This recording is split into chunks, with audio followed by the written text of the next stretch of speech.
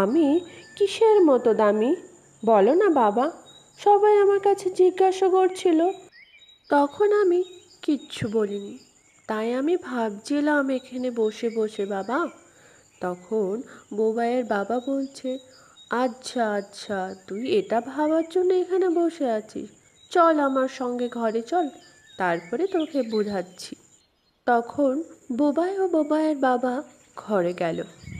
তখন বোবাইয়ের বাবা বোবাইকে একটা পাথর দেখিয়ে বলছে, দেখ বাবু, এই পাথরটা দেখছিস? এই পাথরটা নিয়ে তুই মন্দিরে যাবি। মন্দিরে গিয়ে ওখানে বসে থাকবে। কেউ যদি বলে এর দাম কত, তখন হাত তুলে 2 আঙুল দেখাবি, কিন্তু এটাকে বিক্রি করবি না।